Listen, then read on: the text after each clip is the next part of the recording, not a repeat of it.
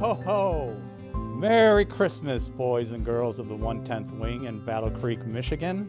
This is Santa, sending you a video from the North Pole because unfortunately, I can't be there this year for your holiday party. So instead, I wanted to read one of my favorite stories to you.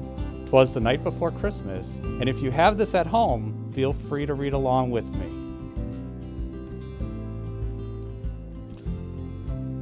'Twas the night before Christmas, when all through the house not a creature was stirring, not even a mouse.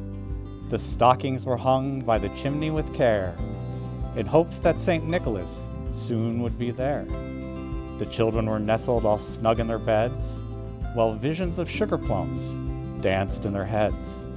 And Mama in her kerchief and I in my cap had just settled down for a long winter's nap. When out on the lawn there rose such a clatter, I sprang from my bed to see what was the matter. Away to the window I flew like a flash, tore open the shutters and threw up the sash. The moon on the breast of the new fallen snow gave the luster of midday to objects below.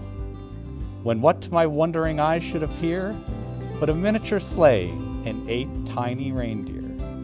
With a little old driver so lively and quick, I knew in a moment it must be St. Nick. More rapid than eagles his coursers they came, and he whistled and shouted and called them by name. Now Dasher, now Dancer, now Prancer and Vixen, on Comet, on Cupid, on Donner and Blitzen. To the top of the porch, to the top of the wall, now dash away all.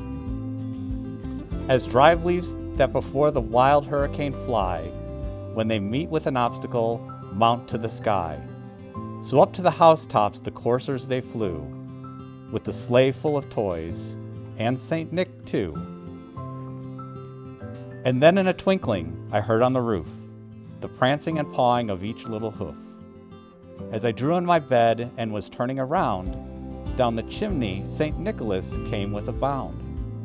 He was dressed all in fur from his head to his foot, and his clothes were all tarnished with ashes and soot. A bundle of toys he had flung on his back, and he looked like a peddler just opening his pack.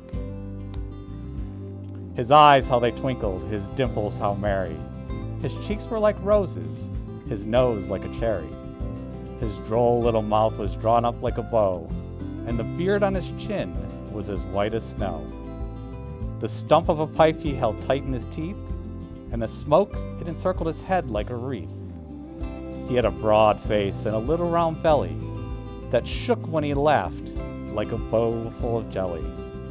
He was chubby and plump and a right jolly old self, and I laughed when I saw him in spite of myself. A wink of his eye and a twist of his head soon led me to know I had nothing to dread. He spoke not a word but went straight to his work and filled all the stockings, then turned with a jerk, and laying his finger aside of his nose, and giving a nod, up the chimney he rose.